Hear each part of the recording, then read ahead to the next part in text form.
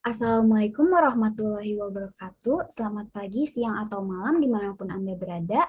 Kami dari kelompok 15 Ilmu Hayat 01 akan mempresentasikan terkait research paper yang berjudul 3D Bioprinted Human Skeletal Muscle Constructs for Muscle Function Restoration.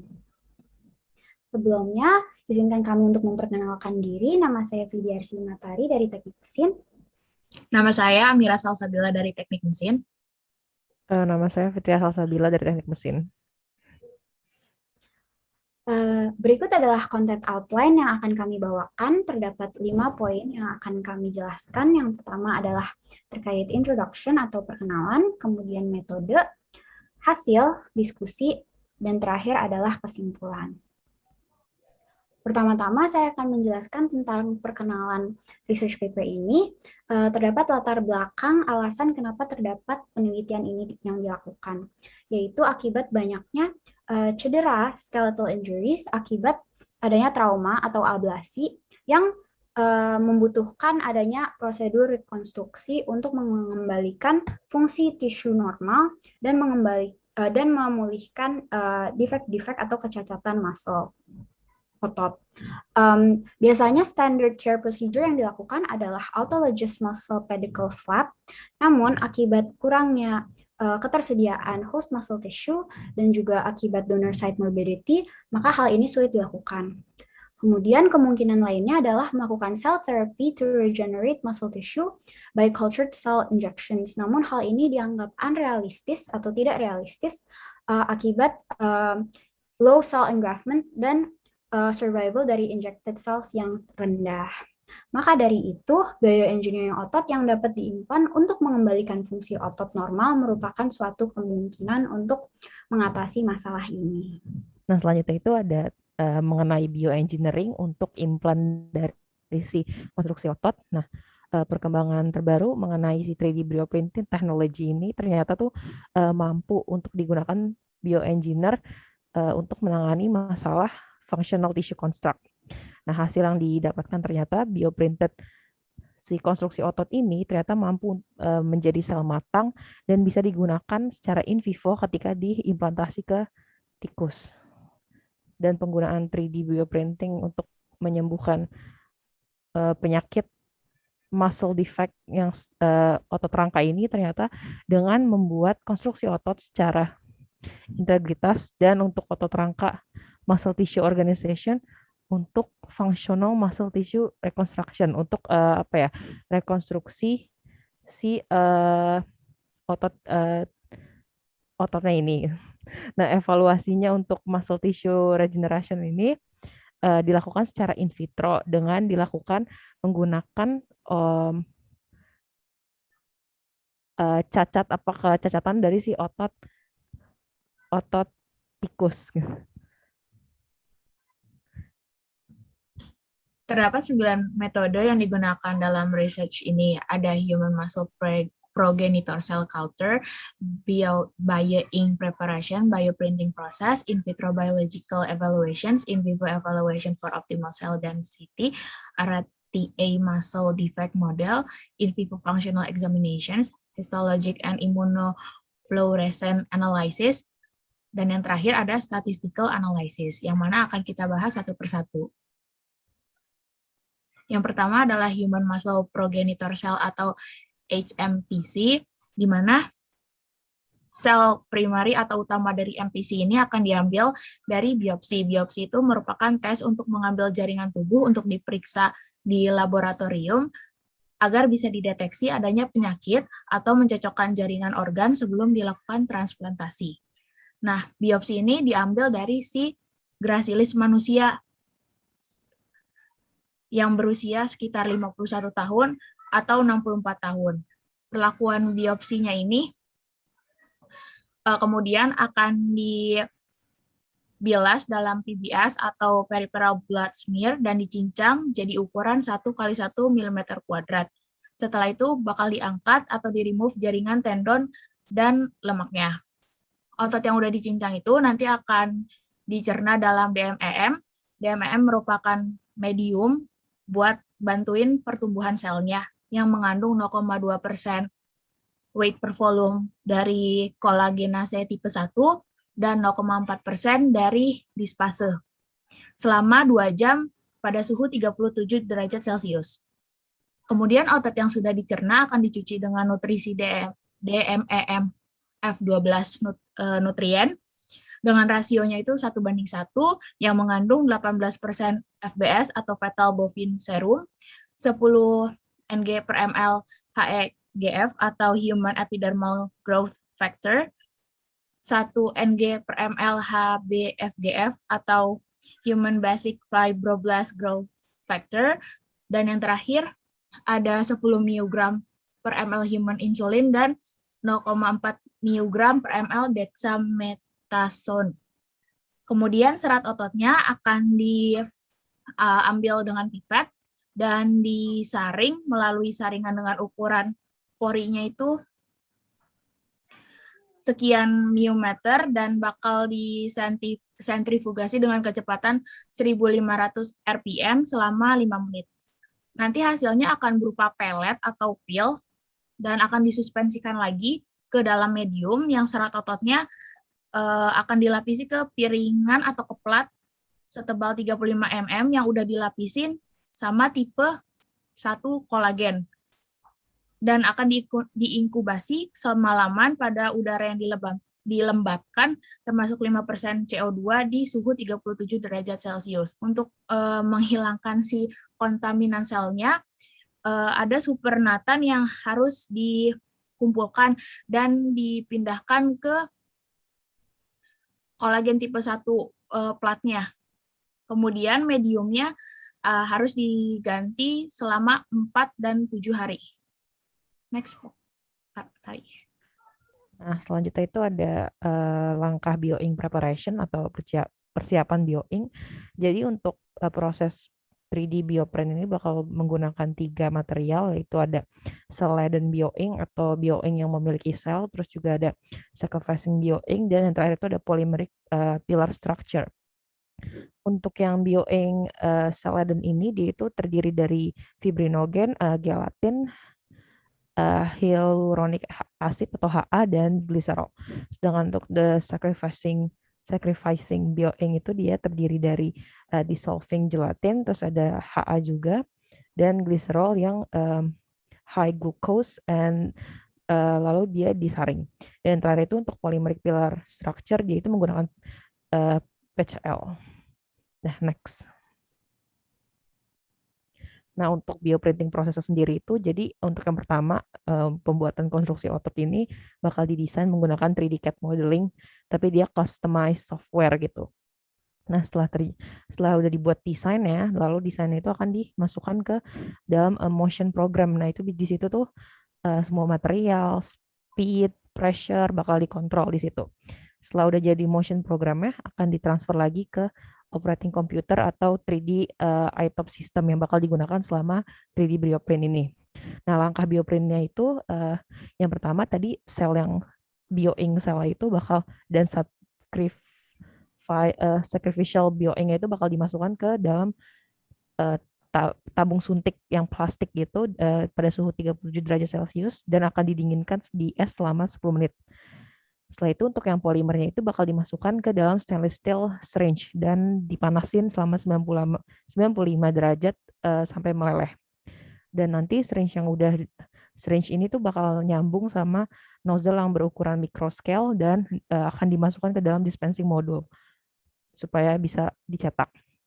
Lalu nanti cell-laden bioinknya itu bakal diprint melalui nozzle berbahan teflon, kecepatannya itu 90 mm per menit, dan pressure udaranya itu sekitar 50-70 kilopascal. Nah, setelah itu kan nanti ada gelatin sacrificial bioink ya, dia itu bakal diprint juga melewati nozzle teflon, tapi kecepatannya di 160 mm per menit dengan air pressure itu 50-80 kilopascal. Dan setelah si muscle construct-nya ini di-print, bakal ditambahkan thrombin solution supaya nanti untuk menyambungkan si bagian fibrinogennya ini.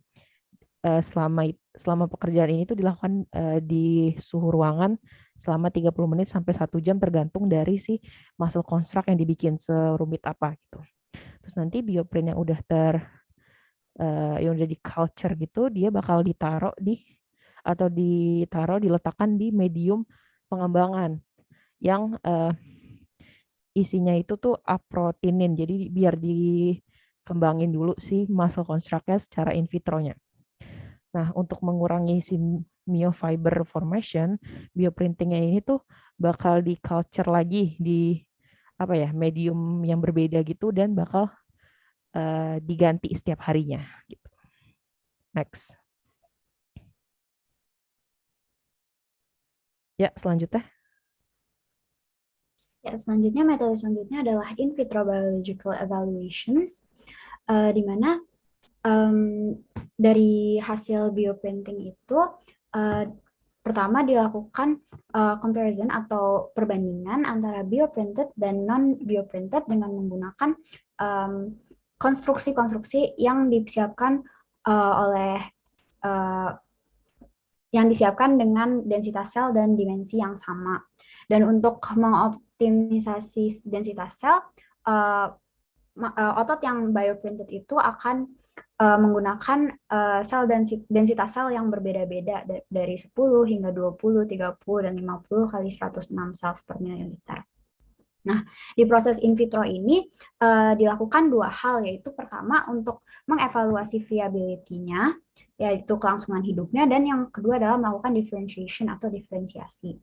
Nah, untuk viability-nya prosesnya adalah dengan bioprinted muscle itu dikultur, kemudian dicuci dengan PBS, seperti yang sudah dijelaskan sebelumnya, dan kemudian diinkubasi dalam solusi assay, dan diambil beberapa images dengan menggunakan confocal microscope.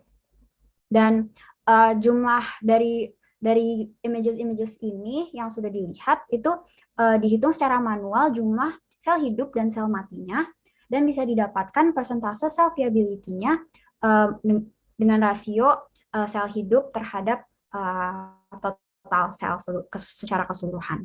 Dan untuk melakukan diferensiasinya, evaluasinya dilakukan melakukan immunofluorescence staining for MHC and alpha SA per laminin. Nah, images yang sudah di stain ini akan diambil menggunakan confocal microscope sama seperti tadi di viability. Namun yang ini yang dihitung adalah myofiber formation area dan juga alpha SA positive area dan juga laminin area percentages. Jadi persentase area-area tersebut untuk melakukan diferensiasi. Setelah dilakukan in vitro evaluasi, dilakukan in vivo evaluasi untuk mencari densitas sel yang paling optimal. Nah, in vivo ini dilakukan dengan melakukan penyuntikan langsung ke tikus, namun dilakukan sesuai dengan protokol dari IACUC atau Institutional Animal Care and Use Committee dengan menggunakan tikus atimik atau tikus yang tidak memiliki T-cells karena mereka tidak akan menolak sel-sel yang ditransplantasi yang umurnya itu 6 hingga 8 minggu. Nah, metode melakukan evaluasi in vivo ini adalah dengan mengindus atau memberi anestesia menggunakan 3% isofluoren, dan kemudian bioprinted muscle ini diimplantasi secara ectopical ke dalam subcutaneous pockets created by dorsal perimedian longitudinal incisions pada tikus ini, dan setelah itu ditutup dengan menggunakan sutures yang tidak bisa diserap. Nah, konstruksi biomuscle yang ingin diimplantasi ke dalam tikus ini memiliki densitas sel yang bervariasi seperti sebelumnya sudah dijelaskan, yaitu 10, 20, 30, dan 50 kali 106 sel per mililiter. Dan sebelumnya sudah dilakukan evaluasi secara in vitro dengan mengkultur dalam growth medium untuk vitalitasnya dan juga differentiation medium untuk melakukan diferensiasinya selama 1 hari dan 3 hari. Dan animals ini di-euthanize selama 1, 2, dan 4 weeks atau dievaluasi ulang setelah dilakukan implantasi untuk mengecek histologik dan immunohistologic analysisnya. Selanjutnya ada red TA defect muscle atau TA-nya itu tibialis anterior. Di sini nanti si muscle defect-nya akan dibuat di RNU tikusnya yang berumur 10-12 minggu, berjenis kelamin jantan. Nanti tikusnya akan disuntik anestesia, kemudian akan diberikan sayatan panjang pada kulit kaki kiri bawah, dan fasianya ini akan dipisahkan dari ototnya. Otot IDL dan IHL ini akan di-remove untuk menyingkirkan si hipertrofinya selama generasi otot, dan sekitar 30-40% dari sepertiga bagian tengah otot TA-nya ini akan dipotong dan ditimbang dengan perkiraan persamaannya sebagai berikut yang ada di PPT. Nah, dalam penelitian ini ada 5 grup yang diselidiki. Pertama, palsu atau tanpa cacat. Kedua, tidak dirawat atau hanya cacat. Yang ketiga, gel only. Yang keempat, non-printed, cells in gel. Yang kelima, konstruksi ototnya bioprinted atau bioprinted muscle construct. Untuk implannya itu kelompok 3, 4, 5 difabrikasi dengan dimensi 10 x 7 x 3 mm kubik. Dan untuk kelompok 4, volume yang sama dari Celadene composite hydrogel dan gelatin sacrificing hydrogel akan dicampur. Next. Nah, selanjutnya itu ada pemeriksaan untuk fungsi dari in vivo-nya berdasarkan evaluasi pemulihan dari si fungsi otot. Jadi tadi otot TA ini bakal diukur kekuatannya dengan 2 mode muscle lever system setelah 4-8 minggu implantasi dilakukan. Nah, percobaan ini dilakukan pada tikus jantan dengan bagian left foot-nya, bagian bawah kakinya itu disambungkan ke sebuah foot plate. Nah, si dengkula ini atau ankle-nya ini bakal di-stabilize pada sudut 90 derajat. Nanti kemudian akan ada 2 jarum platinum yang udah steril, yang ini berupa elektroda yang akan ditaruh di bagian bawah si kaki yang dekat dengan para peroneal nerve atau sarafnya. Dan kemudian sarafnya ini akan dirangsang dengan Gras stimulator untuk dilihat si kekuatan ototnya yang akan diperhitungkan. Kemudian untuk bagian otot TA-nya tadi, untuk tiap lower leg atau tiap bagian bawah kakinya itu akan diukur dan ditimbang dengan menggunakan rasio dari otot TA yang injured per berat dari si kontraselular otot TA. Seperti itu. Ya, boleh lanjut. Histologic and immunofluorescent analysis, di mana menurut evaluasi histologi atau yang mempelajari fungsi fisiologi sel-sel dalam tubuh baik manusia, hewan, dan tumbuhan, dari sampel in vivo ini, jaringan yang dipanen akan dibekukan dalam nitrogen cair dan dikrioeksi menjadi 6 irisan setebal 6 μm. Kemudian jaringan atau tisu akan dipotong dan kemudian difiksasi dengan 4% paraformaldehide selama 10 menit yang kemudian akan diwarnai dengan trichrome HNE Mason.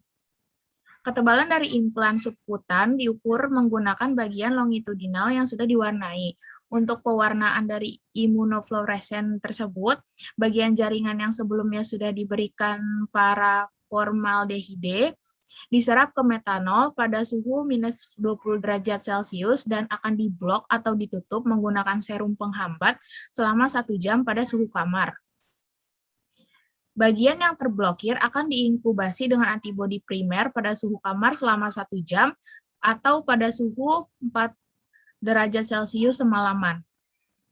Untuk memeriksa regenerasi otot dari implan konstruksi otot bioprinted atau implemented bioprinted muscle constructs, bagian jaringan atau tisus diwarnai 2 kali atau double dengan mouse anti-MF20 dan rabbit anti-HLA-A. Yang diukur untuk vaskularasinya ini nanti akan menggunakan immunofluorescent images for VWF or alpha SMA. Next. Dan yang terakhir adalah dilakukannya statistical analysis, di mana hasil-hasil yang didapatkan dari metode sebelumnya akan dianalisis dengan menggunakan software Origin Pro 8,5 dan SPSS. Dilakukan one-way analysis of variance atau ANOVA setelah testing, dan juga dilakukan student t-test terhadap comparison mean-nya atau rata-ratanya.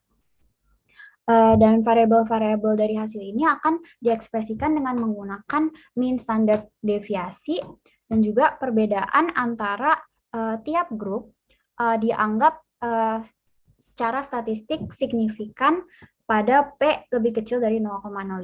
P ini atau p-value adalah nomor yang mendeskripsikan seberapa mungkin atau kemungkinan data ini didapatkan secara random. Maka dari itu jika P lebih kecil dari 0,05, hasil tersebut dianggap cukup signifikan.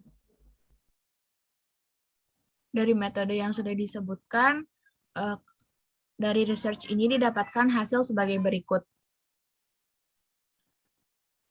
Yang pertama, dari 3D bioprinted muscle construct with structural mimicry in vitro, bisa dilihat dari figur 1AB, menunjukkan konstruksi dan bioengineered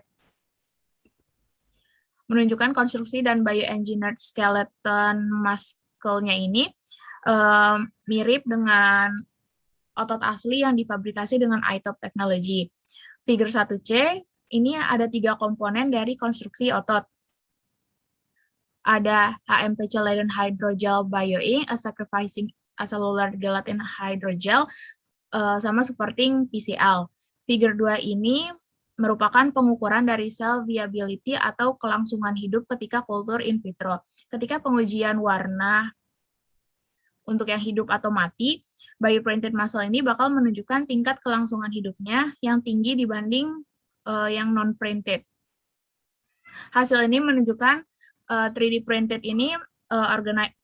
organized muscle structure ini dapat mengakselerasi perkembangan atau maturisasi dari tisu atau jaringannya tersebut, sedangkan struktur dari microchannel dapat memungkinkan difusi dari nutrisi dan oksigen untuk mempertahankan cell viability-nya ini di konstruksi yang printed. Selanjutnya, hasil yang kita bisa dapatkan juga adalah merupakan efek atau efek dari initial cell density dalam bioprinted muscle construct. Jadi efek dari densitas sel itu dalam bioprinted muscle construct kita. Jadi terdapat 3 figur di sini, di mana figur 3 menunjukkan sel density optimisasi densitas sel dari in vitro. Nah, hasilnya adalah ITOP system atau yang disebut integrated tissue organ printing ini itu dapat membangun konstruksi skeletal muscle yang keberlangsungan hidupnya tinggi dan dapat didiferensiasikan menjadi myofibers yang highly aligned dan densely packed over a broad range of cell densities dibandingkan densitas sel lainnya. Kemudian untuk figur 4 menunjukkan optimisasi densitas sel untuk in vivo berdasarkan dimensi. Nah, hasil dari figur ini adalah ketebalan dari konstruksi ini meningkat seiring dengan meningkatnya densitas sel. Namun tidak terlihat adanya perbedaan yang cukup signifikan antara ukuran densitas sel 30 dan 50 kali 106 sel di minggu kedua dan minggu keempat. Nah, untuk figur yang kelima ini menunjukkan ectopic skeletal muscle regeneration, di mana hasilnya menunjukkan bahwa densitas sel yang paling optimal dari bioprinted muscle constructs ini adalah yang 30 kali 106 cells per mililiter. Setelah itu juga kita bisa dapatkan hasil yaitu structural and functional restoration by implantation of bioprinted muscle constructs, atau restorasi secara struktur dan fungsional yang didapatkan dari bioprinted muscle yang diimplantasi ini. Jadi dari figure ini ditunjukkan si tikus otot TA yang dimiliki oleh tikus yang tadinya memiliki kecacatan ini, di mana figure A yang bagian sebelah kiri menunjukkan tetanic force, sementara yang B menunjukkan muscle weight pada minggu ke-4 dan ke-8 setelah dilakukan implantasi. Nah, hasil dari figure ini didapatkan bahwa tetanic force dan muscle weight dari bioprinted muscle construct implanted group ini meningkat secara signifikan, atau seperti yang tadi sudah dijelaskan di statistical analysis, atau dia disebut P lebih kecil dari 0,5, makanya dia dianggap signifikan. Itu dibandingkan dengan grup-grup lain, si bioprinted muscle constructs implanted group ini meningkat secara signifikan. Ya, selanjutnya untuk tentang myofiber yang baru yang terbentuk dan pematangan jaringan implantasi konstruksi otot bioprinted ini ada 3 figure. Yang pertama itu gambar 7. Gambar 7 itu gambar histologis yang menunjukkan bahwa kelompok otot bioprint ini dia tuh mengalami pemeliharaan volume otot yang unggul atau mengalami perkembangan dan pembentukan myofiber dengan tekstur atau arsitektur yang terorganisir dibandingkan dengan pemulihan volume otot dan perkembangan jaringan yang terbatas pada kelompok lainnya gitu. Untuk figure 8 itu dikonfirmasi oleh myofiber MHC plus dan HLA plus. Nah, hasilnya itu menunjukkan bahwa si MPC atau sel punca yang ditanamkan pada konstruksi bioprint ini tuh layak dan matang dengan mempertahankan organisasi seluler milik si sel ini untuk merekonstruksi cedera cacat otot yang lebih kompleks gitu. Terus untuk figure 9, gambar imunofluorescen menunjukkan kalau si konstruksi otot bioprint ini yang ditanam dia punya vaskularisasi yang baik sehingga seperti dikonfirmasi oleh pembuluh darahnya. Nah, hasil ini tuh berarti menyatakan bahwa konstruksi otot bioprint 3D ini dapat berfungsi dengan baik gitu dengan sistem vaskular dan saraf inang setelah diimplantasi pada pada cacat otot bagian TA-nya. Ya, lanjut. Sekarang kita beralih ke bagian discussion. Dari research yang sudah dibahas mengenai metode dan hasilnya, ada beberapa poin yang akan di-highlight melalui discussion ini. Yang pertama mengenai bioengineering of an implantable muscle construct. Untuk memvalidasi perkembangan jaringan otot, akan ditanamkan secara subkutan ke tikus admik, yang mana hasilnya menunjukkan adanya bundle myofiber yang terbentuk berasal dari konstruksi berbasis sel bioprinted atau bioprinted cell-based constructs. Selanjutnya ada 3D iTop system, di mana dengan pencetakan dari 3 komponen yang sudah disebutkan tadi di results,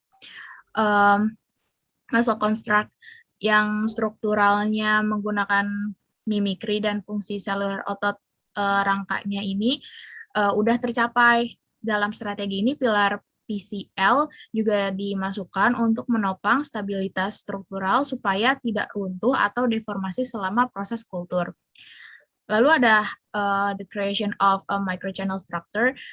Hasil dari penelitian menunjukkan bahwa konstruksi seluler dengan saluran mikro dapat bertahan setelah implantasi karena struktur salurannya itu memungkinkan sel untuk hidup sampai jaringan vaskularnya itu dikembangkan dalam konstruksi.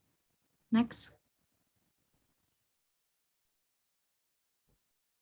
Nah, selanjutnya itu kita bakal bicara tentang maximum cellular function. Nah, metode in vitro ini setelah dilakukan dia tuh menunjukkan bahwa si implantasi dari konstruksi ototnya itu terjadi peningkatan volume maintenance atau terjadi ketebalan implan dan pembentukan myofiber dengan meningkatnya kepadatan sel. Sehingga dapat ditarik kesimpulan bahwa kepadatan sel awal tadi itu tuh optimal untuk konstruksi jaringan otot bioprint karena dilihat masalah mengalami atau implannya mengalami perkembangan seperti itu. Terus yang kedua itu ada treatment of muscle defect is a challenging problem. Karena eh, bagian apa ya, otot TA yang defect ini atau yang mengalami kecacatan itu kan dimodifikasi dan dia mengkonfirmasi bahwa terjadi defisit struktur atau fungsi eh, dengan pengurangan kekuatan dan berat otot sebesar 25% dan 54%. Hasilnya menunjukkan bahwa otot bioprint ini tuh untuk beregenerasi tuh apa ya, lebih mungkin untuk menggunakan si 3D bioprint tadi. Terus yang ketiga itu untuk advance strategies-nya, bundle otot rangka dengan arsitektur yang organized ini tuh dapat dibuat dengan cetakan PDMS dengan sistem 3D bioprint. Nah, strategi untuk menggunakan sistem ini untuk membangun konstruksi otot menggunakan sel primer manusia ini sudah relevan secara klinis dan sudah lumayan banyak digunakan. Strategi tersebut tuh dapat mempercepat terjemahan klinis dari otot rangka atau dari rekayasa untuk otot rangka tersebut. Next.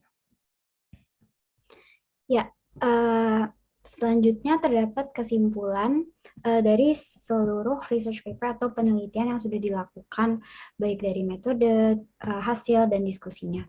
Jadi secara kesimpulan, dapat disimpulkan bahwa implantable dan biomimetic skeletal muscle construct ini dapat difabrikasi berdasarkan strategi 3D bioprinting untuk mendapatkan regenerasi muscle yang fungsional.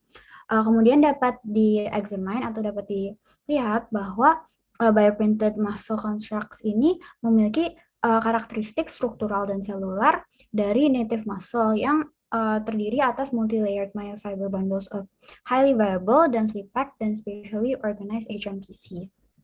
Kemudian, bioprinted muscle construct ini secara successful, secara berhasil untuk diimplementasi dalam muscle defect dari si TA tikus itu. Setelah itu, highly organized muscle tissue regeneration dengan vaskularisasi dan integritas nerve, host nerve-nya itu menghasilkan restorasi dari fungsi si otot. Dan terakhir, 3D bioprinted skeletal muscles ini menunjukkan adanya possibility atau kemungkinan efek terapi untuk meng-treat atau memulihkan cedera-cedera yang menyebabkan kecacatan muscle dan memiliki kemungkinan-kemungkinan yang besar di masa depan. Ini adalah referensi jurnal yang kita ambil untuk 3D bioprinted human skeletal muscle constructs for muscle function restoration. Sekian presentasi dari kami, kurang lebihnya mohon maaf. Wassalamualaikum warahmatullahi wabarakatuh. Terima kasih.